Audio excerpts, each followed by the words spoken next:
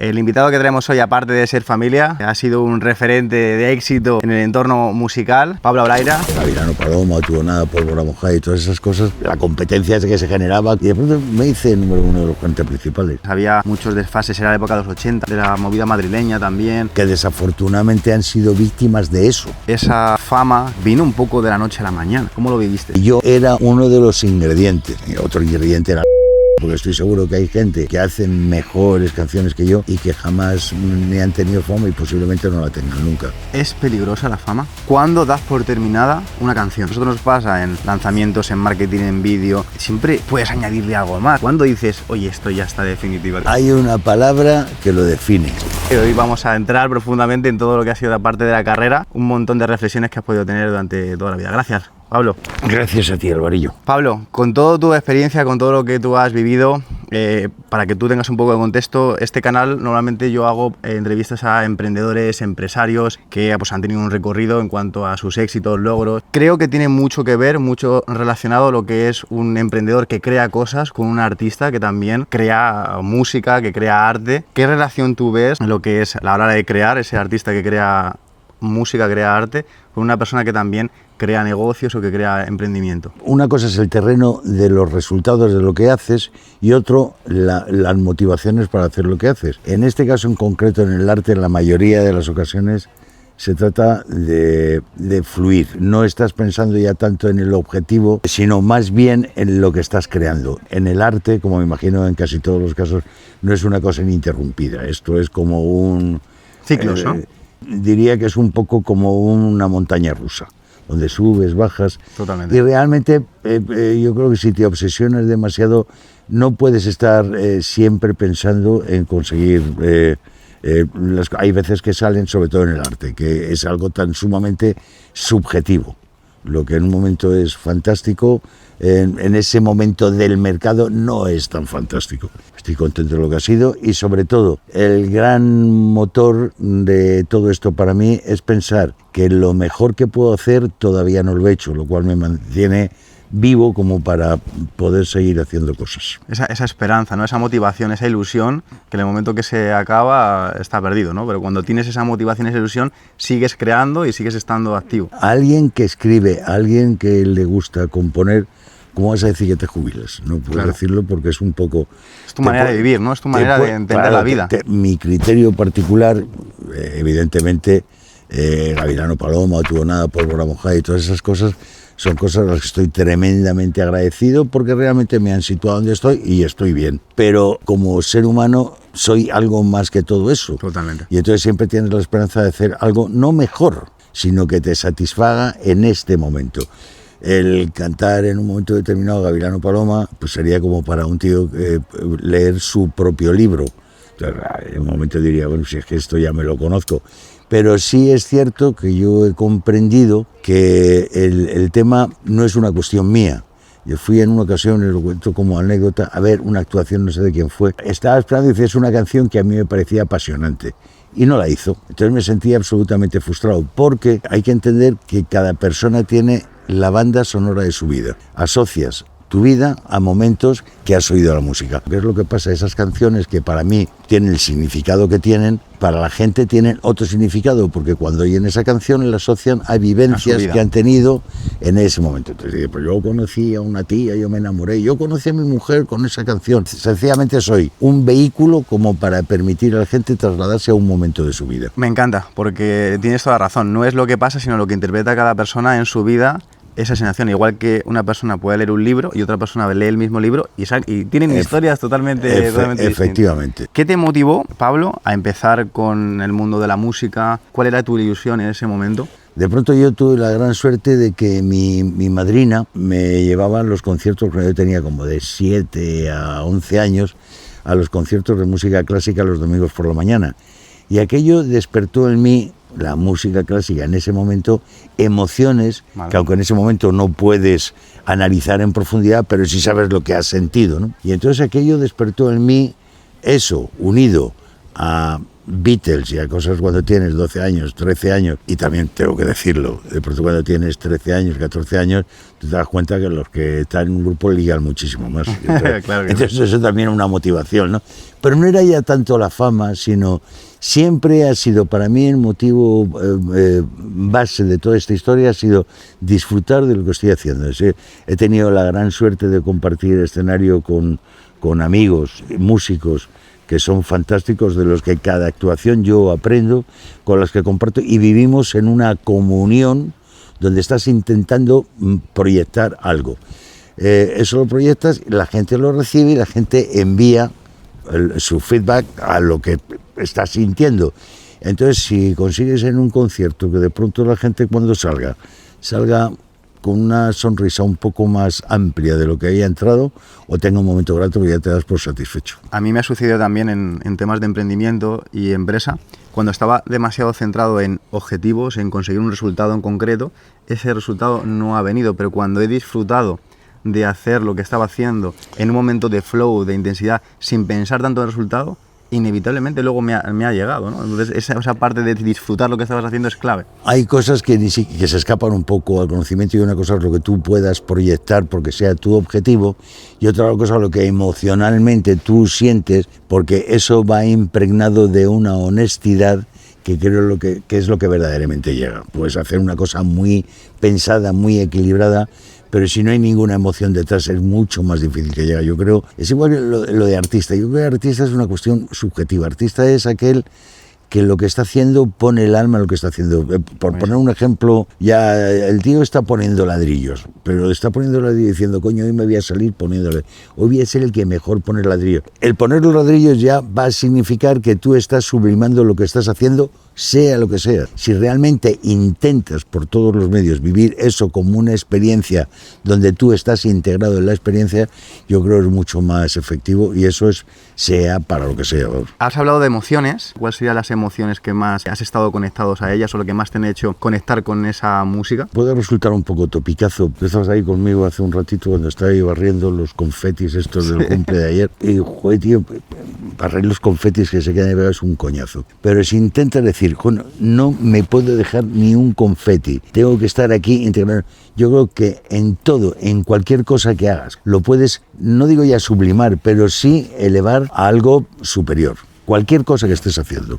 Y yo eso he intentado hacerlo, y eso me ha proporcionado muchísimas satisfacciones en todos los terrenos de las cosas que he ido haciendo en mi vida. Tú en tu carrera, cuando me comentaste que al final esa fama que de repente vino con esos éxitos, vino un poco de la noche a la mañana. ¿Cómo pudiste asimilar eso? ¿Cómo lo viviste? Tiene la parte del subidón, pero también es cierto que una vez fue mi primer viaje a Chile, donde iba con mi amigo Jesús Manzano, y entonces llegamos allí.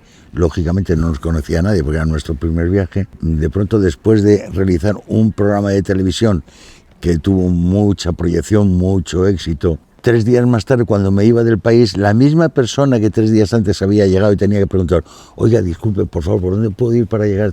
Pues de pronto 3 días más tarde tuvo que venir gente un poco de protección para llevarnos allí, y llegué a la conclusión de que eso era mentira. Porque ello iba a ser diferente 3 días más tarde, solamente porque había ido a un programa de televisión y porque había cantado. Con lo cual yo creo que lo del éxito es algo que tienes que entender y valorar en su justa medida. Eso unido a una serie de circunstancias profesionales y comerciales de la compañía discográfica con la que estaba, que en un momento determinado dejó de existir, pero yo tenía el compromiso por un contrato vigente con ellos y tal, me hizo asustarme un poco.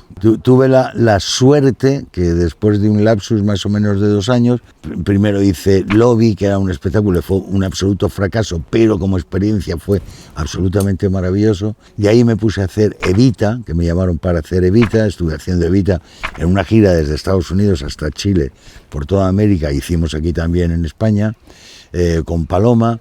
Casi un poco como consecuencia de haber hecho Evita, estuve haciendo lo de Jesucristo Superstar. Esto lo que pasó fue que me alejó del mundo discográfico para entrar en un mundo que yo antes ya había conocido porque había estado en el teatro, había estado, incluso en un momento determinado estuve en el Centro Dramático Nacional, que estuve haciendo Marat Sade. Conjugar el teatro con la música fue una cosa que me pareció fantástica. Y entonces, bueno, pues eso me permitió también parar un poco la dinámica, me permitió y al mismo tiempo me generó el conflicto de que tienes que empezar a retomarlo de luego, una compañía discográfica nueva, y eso ha hecho que en muchos momentos, lo que te hablaba de la montaña rusa, pues hay veces que la caída es vertiginosa y estás cayendo y cayendo y cayendo, casi te da vértigo. Pero no, pues cuando le entiendes en profundidad, sobre todo yo creo que la gran satisfacción es saber que con algo que has hecho has proporcionado momentos gratos a los demás. Y eso me doy por satisfecho con eso. Me comentaste que en el momento en el que empezó todo fue también relacionado con la radio, ¿no? Que pusieron también el tema en la radio. Porque antes, claro, no hay tantos canales como conocemos ahora. Hay millones de radios, millones de canales de televisión. En aquel momento concretamente eran los 40 principales.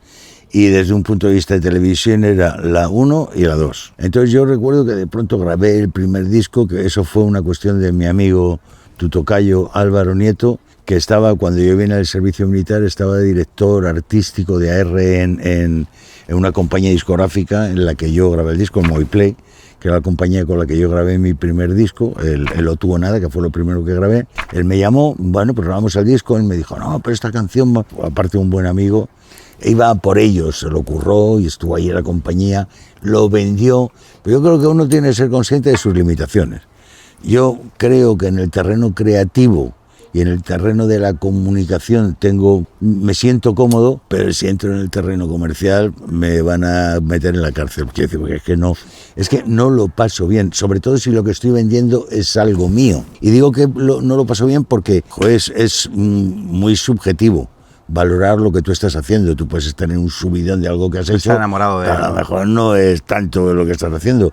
Yo me fui de vacaciones y de pronto hablé con mi madre y me dijo, oye, no estaba el móvil.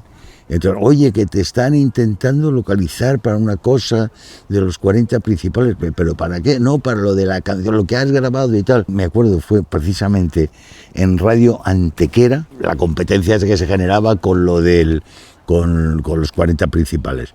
Y de pronto me hice el número 1 de los 40 principales. Y después yo decía, pues ya pasa que... Y fue una sorpresa, pero fue de la nada, como me imagino que es casi siempre, vamos. No hubo gran campaña, coincidieron, me imagino, una serie de circunstancias en donde yo era uno de los ingredientes. Otro ingrediente era la canción, otro ingrediente era la persona que puso todo su interés en que esa canción tuviese una proyección internacional. Fue el momento social en el que de pronto a lo mejor la canción en ese momento encajaba. Ese momento en que fluye todo. Y de pronto ahí surgió todo. Pero ya por eso te decía que no fue una cuestión de decir que yo no era un objetivo mío. No, yo nunca he tenido así objetivos que no fuesen el de intentar ser feliz, tío. Ese ha sido el objetivo que intentar ser. Has hablado antes en cuanto al éxito, la fama. Tú tienes una definición diferente para el éxito que para la fama. Ahora, después de todo este tiempo, lo defines de manera diferente, tienen cosas particulares o iguales. ¿Cómo lo diferencias tú? No, la fama es una cuestión de respuesta, y lo del éxito, yo creo que el éxito hay en ocasiones que el éxito a lo mejor es solamente para ti. Es decir, tú has tenido un éxito porque has conseguido algo, algo que tú has perseguido. Puedes hacer algo que realmente te emociona, pero también cabe la posibilidad que al día siguiente, cuando lo oigas, digas, esto es un coñazo, macho, esto no me interesa nada.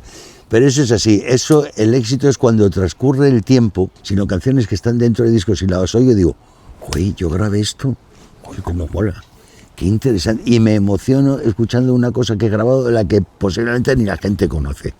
Eso para mí realmente es... Más éxito que... Eso es. Y la fama es algo que es absolutamente subjetivo, porque estoy seguro que hay gente que canta mejor que yo, que hace mejores canciones que yo, y que jamás ni han tenido fama y posiblemente no la tengan nunca. Con lo cual, lo de la fama es una respuesta donde no siempre se corresponde con la calidad o con el éxito que uno cree que tiene interiormente a la hora de conseguir algo. ¿Es peligrosa la fama? Sí, es peligrosísima. La fama normalmente genera un personaje, y si el personaje se come a la persona... Yo era un tío, yo cuando grabé los primeros discos, era pues un tío que habría mucha gente, el capullo este y tal, ahí con el bigotón, el pantalón ese. ¿Qué año eran esto cuando...? Eso era el 77, 78. Entonces hay un momento en el que realmente tú tampoco hablabas tanto ni te comunicabas tanto. Tú salías en televisión y te decían, todos ustedes, fulanito de tal, y salía fulanito de tal con todo el muermazo que podía significar el otuono de cantar, amor, no sabes qué hora es, ahí con un muermo y tal. Yo me imagino que hay gente que, como luego no me conocían y no hablaban, decía, joder, pues este tío pues es un muermo, macho, está ahí cantando. Otra gente diría, joder, pues qué cosa más interesante. Pero eso es absolutamente subjetivo. Nadie tenía la capacidad que puedes tener hoy en día de comunicarte con los demás y que la gente te conozca más a la persona, al ser humano que está haciendo eso. Y eso ahora mismo sí se hace, pero en aquella época no. Y eso también generaba, porque un poco yo veía que me miraba y me decía, ese me está mirando, pero está mirando al pájaro que ha salido en la televisión. Al personaje, ¿no? A mí. Y eso hay un momento que te incomoda. Pues te mira un poco como diciendo y tal, y dices, no, que tío, que no, que yo soy yo. Y tampoco en aquella época había tantas posibilidades de eso, de establecer ese Que vínculo. te costaba a lo mejor salir de ese personaje mucho afuera, ¿no? Yo afortunadamente tuve la gran suerte de no entrar en la esquizofrenia que se produce entre la persona y el personaje. Porque hay muchos casos en que el personaje se come a la persona y entonces terminas hablando de ti mismo en tercera persona. Y si yo te hubiese dicho, no, es que Pablo Loré, pero no eres tú, Pablo Loré. El personaje, la fama, tiene muchísimos riesgos y espero que cada uno tenga la capacidad de gestionar esa situación de la forma adecuada, porque sí tiene mucho peligro. Va a haber mucha gente que va a ver esta entrevista que puede que internamente estén buscando esa fama, ese reconocimiento. Si tuvieras que decirte a ti, a esa época, o a ese personaje que empezó, que recibió esa fama inicial, ¿tendrías algún mensaje que le podrías dar? Es decir, ahora mismo es cuando podría dar mensaje. En aquel momento no sé si está capacitado para dar ningún mensaje. Yo hoy diría que traten de disfrutar de lo que están haciendo, que traten de ser honestos y sobre todo que traten de ser coherentes, que no luchen contra sus propios sentimientos, porque eso es una putada. Y es una putada porque pasa el tiempo y hay un momento en que eso pesa mucho. Si tú te has convertido en un personaje y el personaje hace que abandones un poco a la persona, ¿quién eres tú cuando vas por ahí? Por eso digo que yo, si tuviese que recomendar algo, diría honestidad, coherencia y disfruten lo que estás haciendo. he visto un vídeo, me lo ha puesto muchas veces Raquel, en Chile, creo que es un escenario que es inmenso, lleno de gente. Y a mí se me ponen los pelos de punta, que los pondremos también en el vídeo cuando lo pongamos. Me gustaría saber si puedas explicar o puedas detallar esa sensación de cómo cuando sales ahí a ese escenario y ves a un estadio lleno cantando la canción contigo, ¿cómo se siente eso? Porque es algo que yo lo he soñado muchas veces, ¿no? Digo, ostras, qué bonito. Eso fue, estás hablando creo de una actuación que era en Viña del Mar, sí, en Chile. Eso era una pasada, porque ahí realmente se produce una situación tan mágica que no tiene nada que ver con el ego, porque el ego y tal no es es una situación mágica donde estás en comunión con lo que está ocurriendo ahí, se produce algo vibracional que yo cuando me veo digo, uy, cómo estaba disfrutando en ese momento. Antes en Viña del Mar había lo que era en sí la Quinta Vergara, digamos el sitio donde estaba la gente acoplada, pero luego enfrente estaba el cerro y la gente también veía el Festival del Cerro, entonces tú veías por aquella antorcha, además se encendían rollos. Eso, y otra actuación que hice en La Coruña, en la playa de Riazor, que era también de eso, toda la playa, que había repetidores de sonido para que llegase. Hay un tío que yo, ayer o antes de ayer, me vi un concierto de él, y lo aprovecho aquí para recomendar, lo que se llama Jacob Collier. Y entonces lo que hace es generar y provocar que la gente haga cosas. Vosotros vais a hacer... Se produce una sensación... Una magia, ¿no? Uy, yo he flipado con las actuaciones del Jacob Collier. Lo recomiendo. ¿Tenías nervios cuando le ibas a salir? ¿O cómo te encontrabas? ¿No era distinto? ¿Era ese nervio en la barriga, ¿no? Que tienes? Es un rollo, yo creo que más que de nervios, es una cuestión de responsabilidad. Es decir, joder, que todo salga bien. Pero si tus expectativas son sencillamente el ser coherente y hacer lo que sientes, pues para mí, yo ahora mismo lo que estoy diciendo aquí sería lo que diría si estuviese en un escenario. Si tuviese que hacer o representar un papel, sería a ver si hago, yo no me preocupa mucho lo que voy a decir, porque voy a decir lo que pienso, pero siempre lógicamente antes de salir al escenario, aunque solamente sean los 10 minutos previos a salir, siempre haces un poco como que prefieres estar tranquilo, solo para entrar en ese estado que te va a permitir en cierto modo conectar con la gente que está allí. Pero aparte de eso, yo creo que no tienes por qué ponerte nervioso, ¿no? Pues también interviene el factor estético, pero quiero decir, en un momento hay por ahí conciertos de, yo qué sé, de James Taylor, que está con una banda que te mueres, pero está en un escenario con 4 luces, con unas alfombritas, y la verdadera magia es lo que están haciendo. Eso, acompañado de estas grandes producciones que se hacen, no sé cómo se llama la chavala esta que vino aquí al Bernabéu. Claro, que hizo 4 Bernabéus. Sí. Es 200 trailers, yo no sé. Pues eso es otra cosa que también es fantástico, la gente va a recordar lo que ha visto allí. Lo que va detrás de ti, pues depende de los medios que tenga. Me imagino que ella lo que cobraba en el Bernabéu de Mar la permitía traer 400 trailers o 2000 trailers y montar. Y eso está bien, yo no lo critico ni mucho menos, siempre y cuando que no se pierda la esencia. Porque la música, creo que es la única manifestación artística, no requiere la voluntad del receptor. Para leer un libro tienes que decir, voy a leer un libro, te tienes que sentar, tienes que coger el libro, ponerte a leer porque voluntariamente tú quieres hacerlo.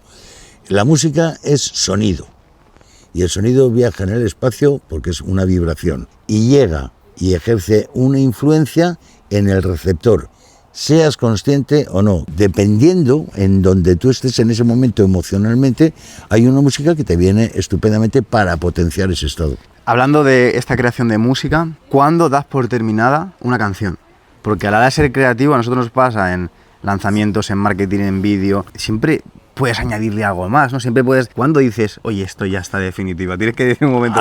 Hay una palabra que lo define, nunca. O sea, nunca. Tú, oye, pero es que de pronto te oyes un disco que has grabado hace 15 años y lo oyes y dices... Joder, macho, ¿para qué coño metería esta guitarra aquí? Y cuando lo estás oyendo, por eso tiene que haber alguien que te ponga un límite. Externo a ti, ¿no? Grabas algo, haces unas mezclas y de pronto, joder, ahora sí que, joder, ya vas a casa, te lo oyes y dices, vaya cagada, macho, pues se me ha olvidado esto. Y además son cosas absolutamente subjetivas porque de pronto repites una mezcla porque bajo tu criterio ese instrumento se ha quedado bajo, pero fíjate si es subjetivo que a lo mejor ese instrumento no está y no pasa nada en absoluto, es tu percepción personal. Entonces hay que ponerle un límite, siempre hay alguien que dice, oye, ya. Oye, los emprendedores que tienen que crear, yo trabajo con muchos e incluso conmigo mismo, siempre intentas perfeccionar mucho tu producto antes de lanzarlo, pero es que llega un momento en que, oye, lánzalo como esté y luego vamos mejorándolo en el camino. Sobre todo porque en muchos casos ese perfeccionamiento es absolutamente subjetivo. Y limitador. Porque, claro, porque tú nunca estás en el mismo estado de ánimo. Ayer estabas en uno, estás en otro. Y lo que ayer te parecía fantástico y dices, esto que ayer esto no me termina de convencer y tal, y lo cambias, pero a lo mejor mañana te vuelves a lo del día anterior, porque insisto que son apreciaciones absolutamente subjetivas. No hay nada perfecto, lo perfecto es lo que sale. Efectivamente. Hemos estado hablando, hemos hecho el recorrido, ¿no?, de cómo fue ese éxito, esa fama, empezaste a tener mucho reconocimiento, conciertos grandes, la gente escuchaba mucho la música. Nos han hablado mucho de esa escena musical, de esa época, de cómo era el movimiento musical, de cómo las bandas de rock, cómo era ese entorno musical con demás cantantes, había muchos desfases, era la época de los 80, ¿no?, de la movida madrileña también. ¿Cómo era ese entorno musical de esa época? Bueno, yo mi origen, como la mayoría de los cantantes de mi época, que digo cantantes solistas, casi todos su origen venían de un grupo, no eran gente que era cantante de un grupo. Lorenzo Santamaría, Camilo Sesto, quiero decir, toda la gente era cantante de un grupo y de pronto cantaba en solitario. Y de pronto se puso de moda lo del cantante en solitario. Pero realmente yo los primeros conciertos que estaba haciendo como cantante en solitario los estaba haciendo con la gente con la que tenía el grupo, con lo cual era un poco una continuidad de eso, pero cantando las canciones que habría grabado en un disco. Y luego de pronto vino lo de la movida, que yo lo de la movida, pues yo creo que intervienen dos factores. En el 80, cuando empieza lo de la movida, aparecen otros factores, que es la influencia, yo digo más estética. En la movida surge gente, infinidad de gente, que hace las cosas, desafortunadamente, los grandes además, los grandes de la movida, no todos evidentemente, pero muchos han fallecido. Hablo de los Urquijo, Hablo de Antonio Vega. Para Antonio Vega está en la movida porque surgió dentro de la época de la movida, pero Antonio Vega no tiene que ver, porque eran factores más estéticos, de una protesta, estabas intentando cambiar las cosas, pero el factor musical no era la principal razón de ser.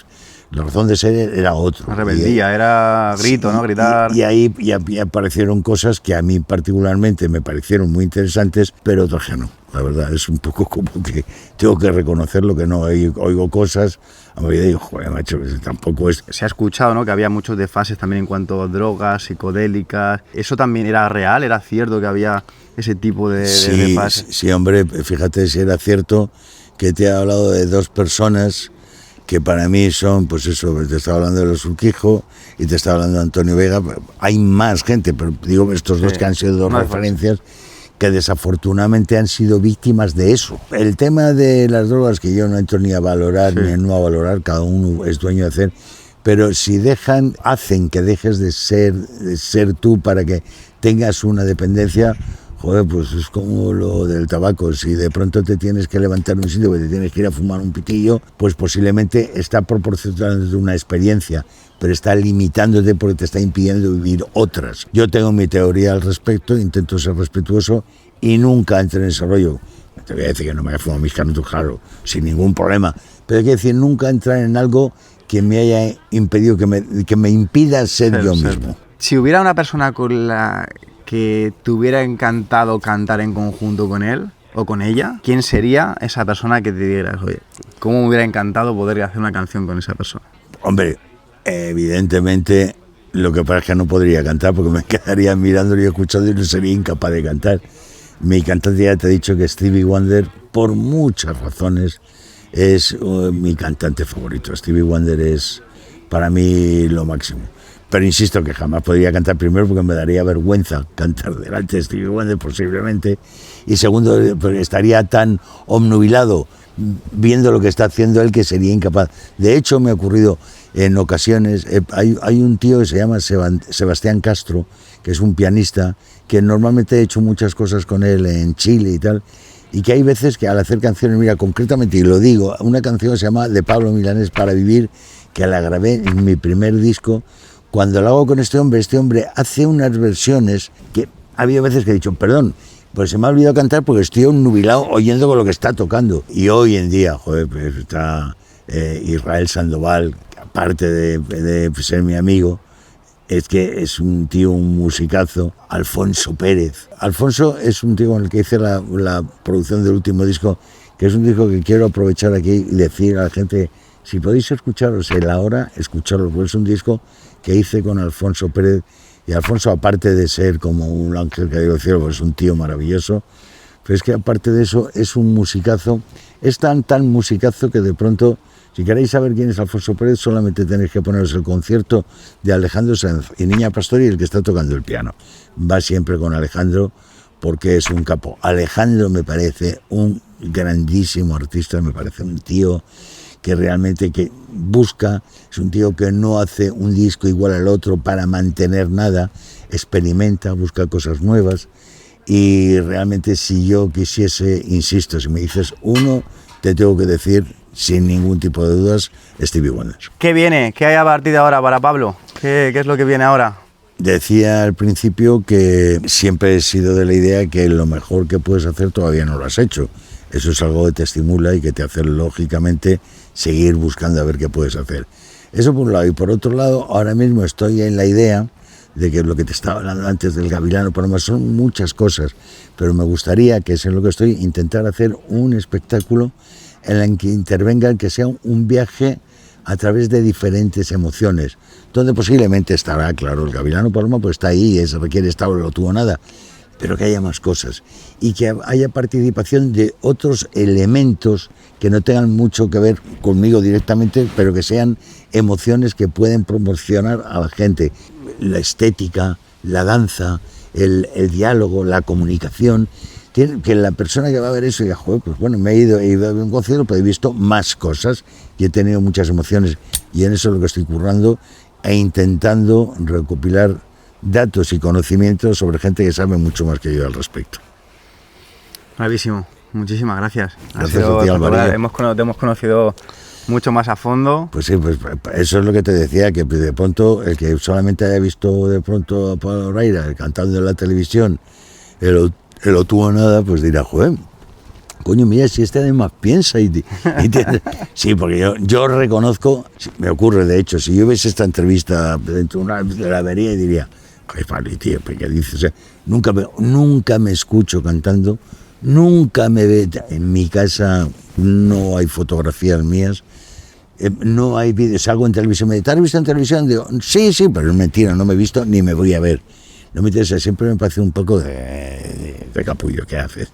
Si tengo esa sensación, bueno, pues tratar de ser, lo que te he dicho, coherente para que lo que gestiones en tu paso por lo que es en sí la vida y la existencia proporcione algún momento grato a los demás.